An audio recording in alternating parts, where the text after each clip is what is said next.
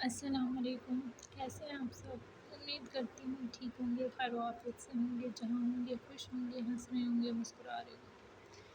تو ایپیسوڈ کی طرف پڑھتے ہیں۔ عشق صحرا سیر محبت سیزن 2، از قلم انوشے احمد، کیس نمبر 18۔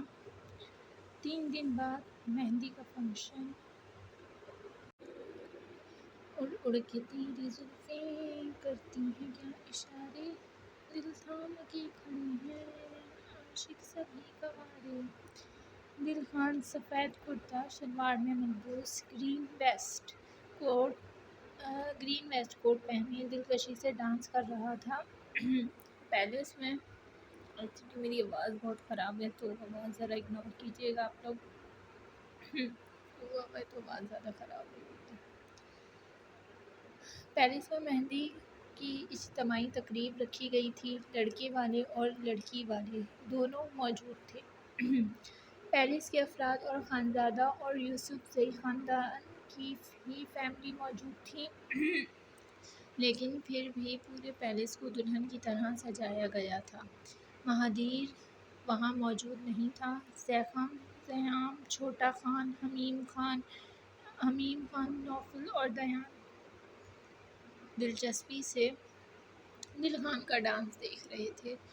مقابلے پر ایشمل تھی، جو پیرٹ گرین لہنگے کرتی میں ملبوس ہم رنگ دوپٹہ کندھے پر سیٹ کیے، بھورے بالوں کو پشت پر کھولے، بنا میک اپ اور کانوں میں موجود جھمکوں اور ہاتھوں میں چھنچھناتی چوڑیاں پہنے دل خان کو گھور رہی تھی۔ زین آیت، دلشاد، عنایہ، وہاب صاحب، احان صاحب، لوریس، نمل، حشام، مہک، جیک اور عائشہ سب ہی موجود تھے۔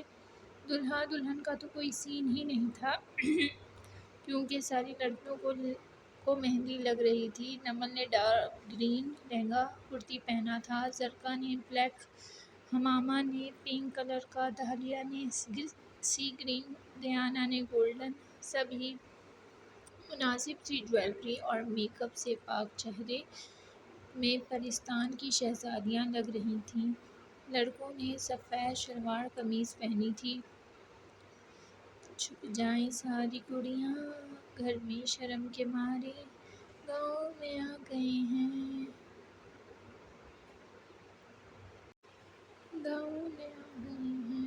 پاگل شہر کے سارے۔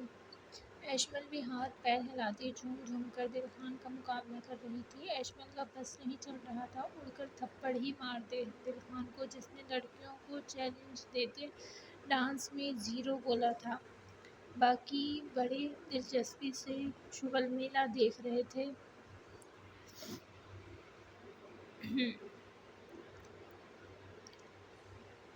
نظریں جھکا کے رکھنا، دامن بچا کر رکھنا۔ دل خان نے زرقا، حمامہ، نمل کو دیکھتے ادا سے اپنے بالوں میں ہاتھ پھیرتے آنکھ ماری تھی۔ زیام اٹھا۔ کہاں؟ زیخم نے اس کا بازو دبوچے استفسار کیا۔ اس کمینے کا منہ توڑنے، میری بیوی اور بہنوں پر لائن مار رہا ہے۔ زیام دانت پیسے غراتے ہوئے بولا تھا۔ تجھے پتہ ہے نا یہ میرے سسر کا چہیتا ہے؟ زیخم نے ایک نظر دلشاد کو دیکھتے کہا۔ تو بھائی میں اس کا منہ توڑ دوں گا، چہیتا ہے تو میرے دل پر ہاتھ مارے گا؟ زیام نے دلشاد کو دیکھتے دل خان کو گھورتے ہوئے کہا۔ خاموشی سے بیٹھ جا، بعد میں دیکھ لیں گے، میرا بھی حساب نکلتا ہے، بعد میں برابر کریں گے۔ زیخم نے بھی دل خان کو گھورتے ہوئے کہا۔ زیام کو نہ چاہتے ہوئے بھی بات ماننی پڑی۔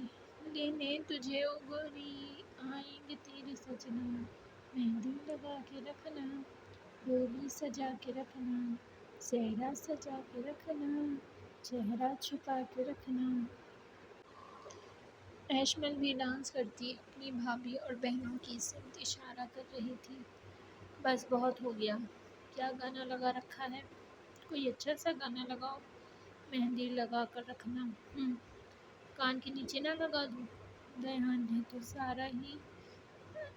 دیان نے تو آسرا ہی نہیں کیا، کھڑا ہوتا سلمتے سنا گیا۔ نوفل بھی خاصا بیزار تھا۔ ایشمل تو چپ ہو کر بیٹھ گئی۔ باقی خواتین نے منہ بنایا، البتہ دل خان لڑاکا عورتوں کی طرح کمر پر ہاتھ جمائے دیان کو گھورے گیا۔ بڑے سر جھٹک کر اٹھ گئے، پیلس کے اندر چلے گئے۔ وہاب صاحب اور آہن صاحب کو ضروری بات کرنی تھی۔ وہاب صاحب اور آہن صاحب کو ضروری بات کرنی تھی کوئی۔ سب بڑوں سے دل خان کو جیسے کھلا میدان ملا۔ وہ شاطرانہ انداز میں مسکرایا، اے ڈی جے، واٹس اپ کر رہا ہوں، یہ گانا لگا۔ دلہے راجہ آپ کے معیار کا گانا لگانے لگا ہوں، توجہ فرمائیں۔ دل خان دیان سے کہتا سب کو الرٹ کر گیا۔ دیان نے آئی برو ریز کی، اتنے میں وہاں اندھیرا چھا گیا۔ صرف سٹیج پر دل خان کے اوپر اسپاٹ لائٹ کی روشنی تھی۔ چھت پہ سویا تھا بہنوئی، میں کلی سمجھ کر سو گئی۔ چھت پہ سویا تھا بہنوئی، میں کلی سمجھ کر سو گئی۔ مجھ کو رانا جی معاف کرنا، غلطی مارے سے ہو گئی۔ دل خان شانوں بر سر دوپٹہ لیے گھونگھٹ کرتا، ٹھپکے لگاتا، دیان کو اسٹیج پر لے جاتا، اس کو یہاں وہاں سے ٹچ کرنے لگا۔ دیان جھٹپٹایا۔ دیان کی حالت دیکھ کر سب کا قہقہہ گونجا۔ دیان نے دل خان کو گردن سے دبوچا، وہ دوپٹہ دیان پر ڈالتے فوراً بھاگا۔ دیان ہڑبڑا گیا۔ دوسری طرف پیلس کے کیمروں اور دیواروں میں نصب کرنٹ وائر سے بجتا، بلیک جینز اور بلیک شرٹ میں چہرے پر ماسک لگائے بھوری آنکھوں والا ایک شخص اندر داخل ہوا۔ جیب میں گن تھی، آنکھیں سرد اور سنجیدہ تھیں۔ وہ آگے بڑھ رہا تھا، پیلس کے کیمروں اور سیکیورٹی گارڈز سے چھپتا، کان میں ڈالے موتی سے اشر کی آواز ابھر رہی تھی۔ ہاتھ میں پہنی گھڑی میں اطراف کا منظر واضح نظر آ رہا تھا۔ اشر دیوار پار دیکھ سکتا تھا، وہ خود آیا تھا یہاں کیونکہ اس کے آدمیوں نے ایک کام ادھورا چھوڑ دیا، اس کے دشمنوں کو زندہ چھوڑ دیا تھا، ایول ڈیتھ کے دشمنوں کو۔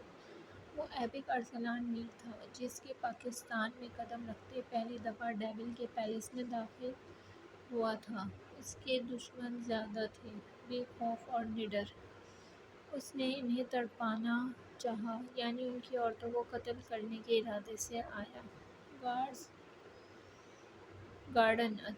گارڈن میں گھپ اندھیرا تھا، صرف پیلس کو جگمگاتی روشنیوں کا اجالا تھا۔ وہ شخص آگے بڑھ رہا تھا، اطراف میں دیکھے، وہ دوسری طرف نگاہیں گھمائے سیدھا ہوا، پھر آگے بڑھتا کہ ایک صنف نازک اس کے پتھریلے سینے سے بری طرح ٹکرا گئی۔ بھوری آنکھیں اس لڑکی کے چہرے پر نہیں، اس کی آنکھوں پر مرکوز ہوئیں۔ اس کے چہرے پر نہیں، اس کی آنکھوں پر مرکوز ہوئیں۔ وہ پل جیسے بھوری آنکھوں میں پہلی دفعہ کچھ ابھرا تھا۔ وہ روشنی نہیں، وہ چمک تھی، جس میں چمچماتا سامنے وجود کا عکس صاف عیاں ہو رہا تھا۔ تم کون ہو؟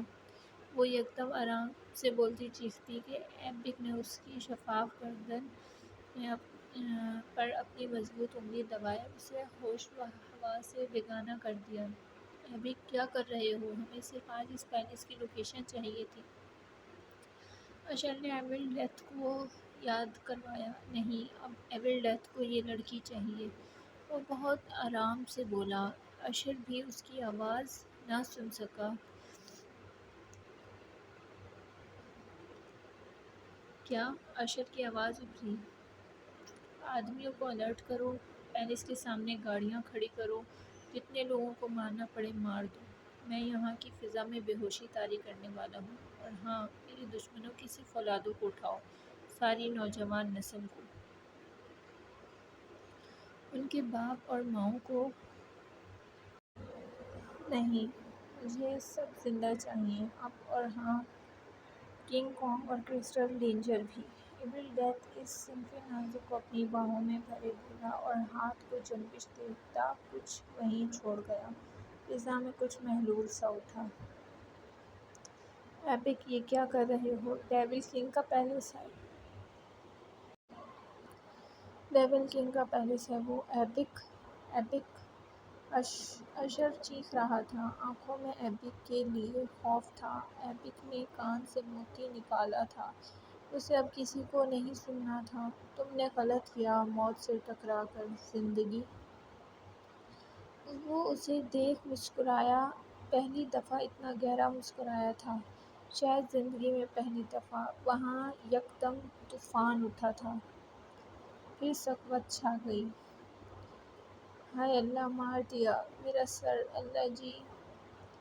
دل خان کو سب سے پہلے ہوش آیا تھا۔ سیاہ مندھی مندھی آنکھیں واہ کیے وہ اطراف کا جائزہ لینے لگا تھا، پھر یکدم اس کا منہ کھل گیا۔ وہ دیوار سے کمر لگائے آنکھوں کے سامنے اندھیرا چھا رہا ہے، فلم کی وجہ سے دیکھنا مشکل ہو رہا ہے اسکرین کو۔ کمر سیدھا ہو کر بیٹھا تھا۔ میرا سر، کس گدھے کی موت آئی ہے جس نے مجھے ڈرنک دی؟ زیام بھی گڑگڑاتا ہوا سر تھامے اٹھا تھا۔ سامنے دل خان کو دیکھا جو منہ کھولے سامنے دیکھ رہا تھا۔ زیام کو مہندی کے فنکشن کا سین یاد آیا۔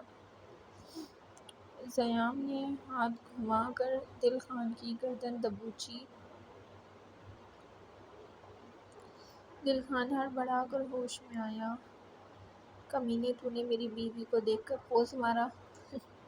دل خان زیام کے ہتھوڑے جیسے ہاتھ میں دل خان کی چوزے جیسی جان پھنسی۔ کیا ہوا ہے بھائی، کیوں چیخ رہے ہو؟ پہلے میرا سر درد کر رہا ہے۔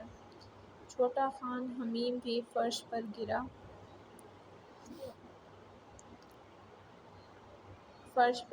آنکھیں کھولے منہ بناتا بولا، چپ کر سالے، کان کے پاس چیخ رہا ہے۔ نوفل نے بھی اپنے سگے اکلوتے سالے کو ڈپٹا۔ کیا تم لوگ لڑتی لیلا کی طرح چیخ رہے ہو؟ دیان بھی نیند میں بڑبڑایا تھا۔ کیا ہوا، بھوت دیکھ لیا کیا؟ زیام دل خان کے سرخ چہرے کو دیکھتا بولا۔ نظروں کے تعاقب میں دیکھا تو زیام کی آنکھیں پھٹی رہ گئیں۔ واٹ دی ہیل از دس؟ زیام دہاڑا تھا۔ دل خان کا گلا چھوڑا تھا، یکدم سیدھا ہوا زیام کی دھاڑ پر۔ دیان، نوفل، چھوٹا خان سیدھا ہو کر ہڑبڑا کر بیٹھے۔ زیام کی آنکھوں میں خون اترا تھا۔ دل خان گلے پر ہاتھ رکھے کھانسنے لگا تھا۔ باقی سب نے زیام کو دیکھتے سامنے دیکھا۔ سامنے گرے اینٹوں سے بنی دیوار تھی جس میں سیڑھیاں اوپر کی سمت بڑھ رہی تھیں۔ تین طرف ویسے ہی دیواریں تھیں۔ دائیں جانب ایک جیل تھی جس کی سلاخیں سفید لوہے سے بنی تھیں۔ وہ تہہ خانہ معلوم ہو رہا تھا، لیکن اس تہہ خانے کے چاروں اطراف میں روشنی تھی، بے تحاشا روشنی۔ ہم لوگ کہاں ہیں؟ نوفل نے سوال کیا۔ دیان نے سر تھامے زیام اور چھوٹے خان کو دیکھا۔ سالوں، تم لوگوں نے اپنے بیسمنٹ میں ہمیں قید کیا ہے۔ ہم بہنوئی ہیں تمہارے یا مجرم؟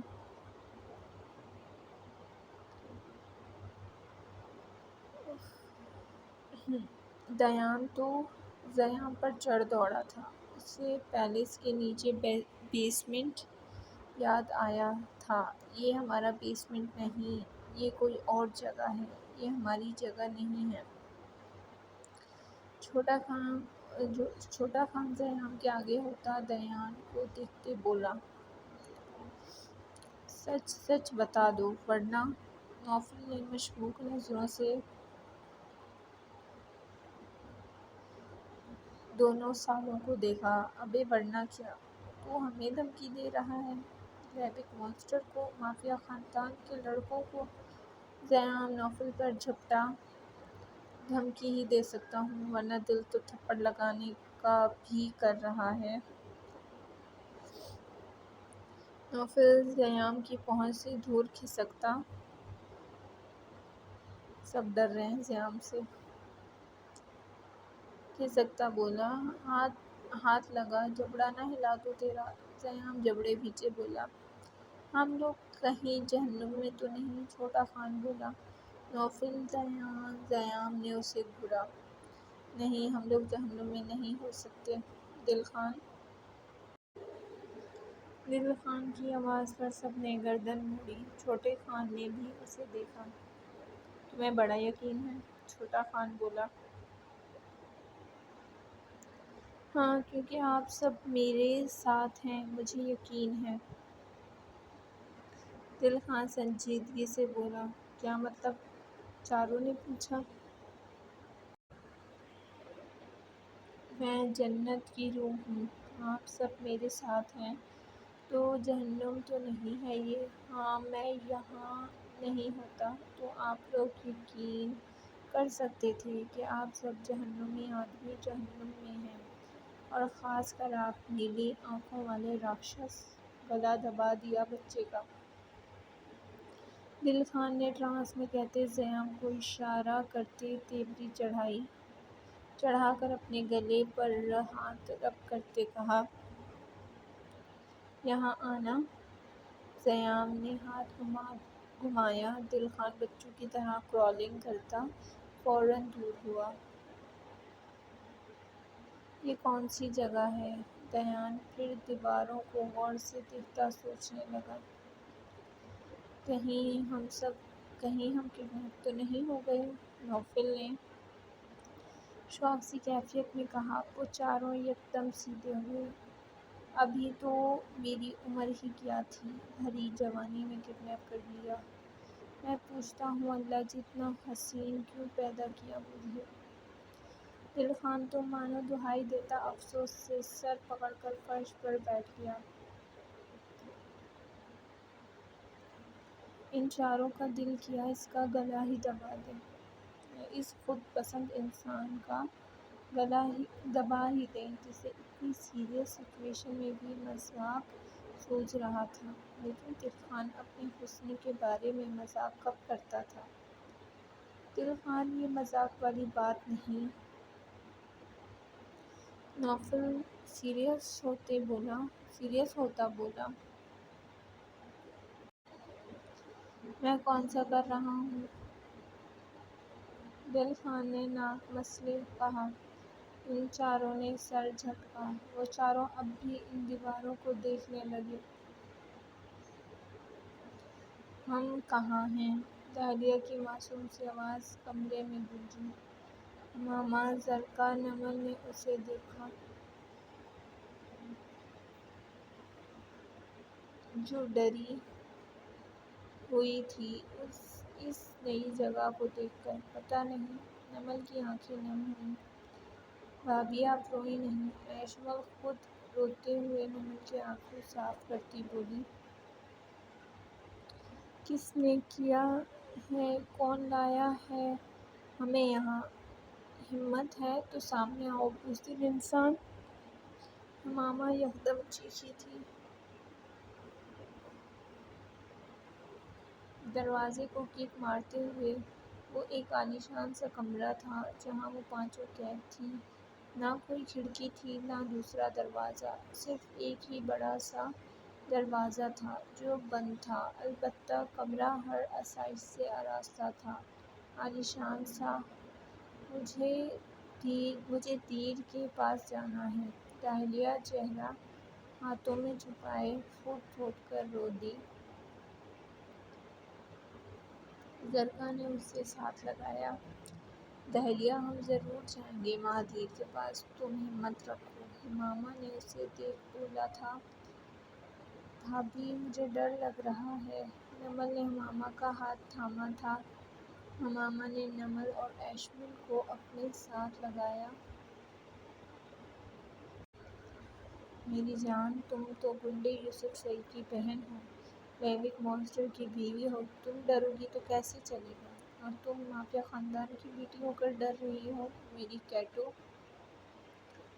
ہمامہ ان دونوں کو بچوں کی طرح پچکارتے ہوئے بولی تھی۔ ہمامہ اور زرکا نے ایک دوسرے کو دیکھا۔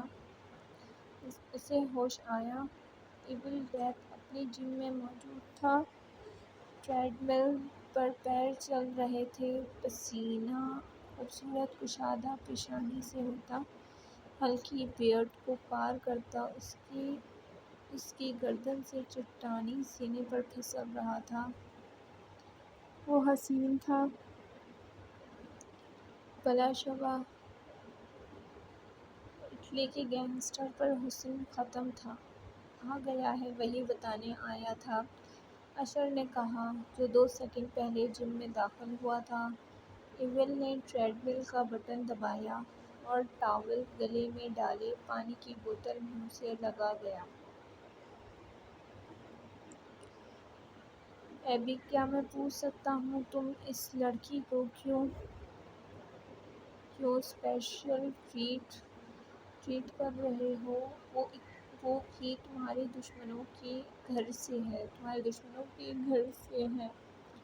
اشر نے ایبک کو جم سے باہر نکلتے دیکھ پوچھا۔ ایبک رکا نہیں، وہ چلتا گیا۔ کیونکہ وہ زندگی ہے۔ ایبک ارسلان میر گہرا مسکرایا تھا۔ بھوری آنکھوں میں کچھ تھا جو چمک رہا تھا جب سے وہ پیلس سے لوٹا تھا۔ ہمارے بچے کہاں ہیں؟ آیا ٹیبل کا گریبان پکڑتی بولی تھی۔ پورا پیلس سناٹے میں تھا۔ کون تھا جو ٹیبل کے پیلس میں گھس کر اس کی موجودگی میں اس کے ساتھ کھیل رہا تھا؟ ماما پلیز کام ڈاؤن۔ زیخم نے ماں کو نیلی سرخ آنکھوں سے دیکھتے کہا۔ وہ مسلسل اپنی پیشانی مسل رہا تھا۔ مجھے میرے بچے چاہئیں۔ عنایا دلشاد کے سینے میں منہ چھپائے رو دی۔ عائشہ، تمہاری طبیعت خراب ہو جائے گی، پلیز چپ ہو جاؤ۔ جیک عائشہ کے آنسو صاف کرتے بولا تھا، جو مسلسل رو رہی تھی۔ میری بیٹی۔ عائشہ سسک پڑی۔ میں نے کہا تھا ان لوگوں سے رشتہ داری نہ کریں، لیکن آپ نے میری بات نہیں سنی۔ میرے بچوں کو کچھ ہوا، ذمہ دار آپ ہوں گے چاچو۔ نوریزہ خان صاحب کو دیکھتے اشتعال سے بولا تھا۔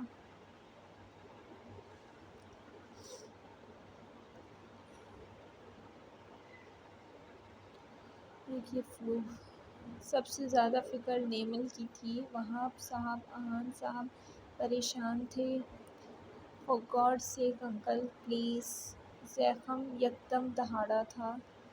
سب نے خاموش نظروں سے اسے دیکھا۔ میری پری کو کچھ ہوا تو نہیں؟ میری پری کو خراش بھی آئی میں جان سے مار دوں گا۔ میری پری کو کچھ ہوا تو نہیں؟ میری پری کو خراش بھی آئی تو میں جان لے لوں گا۔ کنگ کانگ سب کی۔ مہادیر، جو سر ہاتھوں میں گرائے خشک کرسٹل آنکھوں سے بول رہا تھا، یکدم دہاڑا۔ ایک لفظ نہیں، خاموش ہو جاؤ دونوں۔ ڈیول بھی دہاڑا تھا۔ کس کی موت آئی ہے؟ جس نے ڈیول کے پیلس میں گھس کر یہ کارنامہ کیا ہے، میں جان سے مار دوں گا۔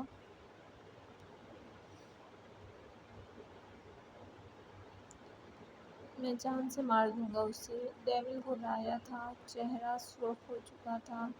تمہیں پتہ ہوگا، موت کے فرشتے تو تم ہو، اور قاتلوں کو بچانے والے بھی سب تمہاری آغوش میں ہی تو سانس لیتے ہیں۔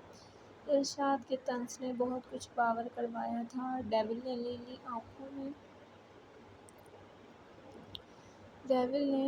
آنکھوں میں غصہ لیے دلشاد کو دیکھا۔ یہ وقت ان باتوں کا نہیں ہے دلشاد، حشام نے ڈیول کے سرخ چہرے کو دیکھ دلشاد سے کہا۔ ہمیں کچھ برا ہونے سے پہلے بچوں کو ڈھونڈنا ہے، حشام نے ڈیول سے کہا۔ آپ کو لگتا ہے جو پیلس میں گھس کر اتنی سیکیورٹی میں یہ کام کر سکتا ہے، اسے تلاش کرنا آسان ہوگا؟ آیت حشام سے بولی۔ کیوں نہیں ہوگا بھابھی، آپ حوصلہ کریں پلیز، حشام نے نرمی سے کہا۔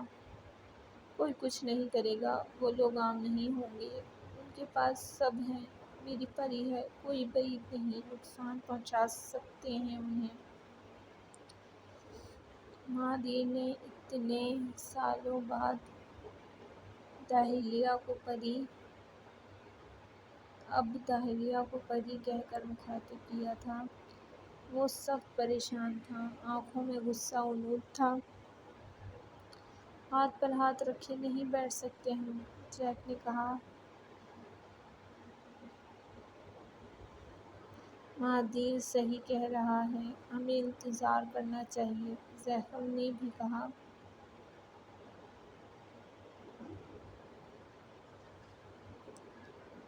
کون ہو تم؟ اس کمرے میں داخل ہوتے ہی ایک صنف نازکی آواز ابھری۔ موت! ایول ڈیتھ نے اس لڑکی کی پشت کو دیکھتے کہا۔ وہ اس وقت بلیک تھری پیس میں ملبوس تھا، جیبوں میں دونوں ہاتھ ڈالے پرسکون سا۔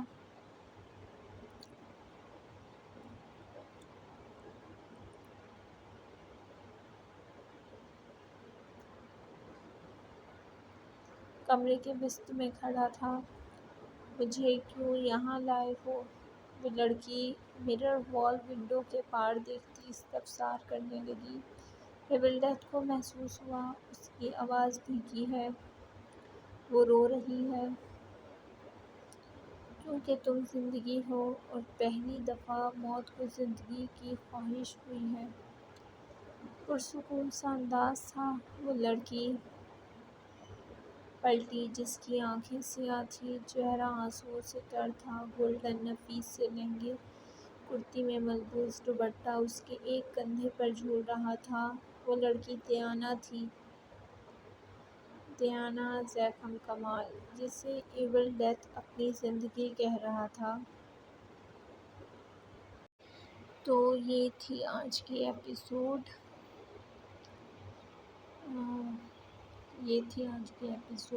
امید کرتی ہوں آپ سب کو اچھی لگی ہوگی۔ ایکچولی میری طبیعت ٹھیک نہیں ہے، میری آنکھیں ابھی بھی وائس کرتے ہوئے بھی آنکھیں بار بار بند ہو رہی تھی، اسکرین کو نہیں دیکھ پا رہی تھی، پھر بھی وائس ریکارڈنگ تو کرنی تھی، کیونکہ ضروری ہوتا ہے۔ وائس ریکارڈنگ کے بغیر آپ لوگوں کو ہم ناول نہیں دے سکتے، کیونکہ پھر چینل کو خطرہ ہوتا ہے۔ تو آپ لوگ اور دوسری بات یہ کہ آپ لوگوں سے میں معذرت خواہ ہوں کہ میں اتنے دن آف رہی۔ میں نے آپ لوگوں کو بتایا بھی تھا کہ میرے گھر پر میری فیملی ممبر آئے ہیں، جو بہت دنوں بعد آئے، بہت عرصے بعد آئے ہیں، اور ہم سب بہت خوش ہیں، تو وہ انجوائے کر رہے ہیں۔ تو بس فیملی میں بزی تھی، فیملی سب کی ہوتی ہے، تو بس ٹائم ہی نہیں ملا مجھے۔ اور باقی پلیٹ فارم پر بھی آپ لوگ دیکھ سکتے تھے، میں نے کہیں پر کوئی ویڈیو نہیں اپلوڈ کی۔ میں نے پرومو کا بھی کہا تھا، اس کا بھی ٹائم نہیں ملا، میں اتنی بزی تھی۔ اور ابھی رات کو ایپیسوڈ لکھی تھی، صبح وائس اوور کرنے کا بھی وقت نہیں ملا، بس ابھی جلدی کی ہے اور آپ لوگوں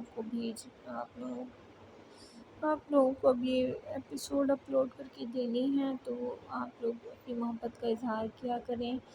کمنٹ میں ہمیں بتائیں آپ کو ناول کیسا لگ رہا ہے. ایپیسوڈ کو لائک کیا کریں تاکہ ناول دوسروں تک بھی پہنچے. جتنے لائک کریں گے اتنے ہی چینل کی ریچ بڑھے گی, جتنے کمنٹ ہوں گے اتنے چینل کی ریچ بڑھے گی. اور چینل کو سبسکرائب کر دیں جنہوں نے نہیں کیا. اللہ حافظ.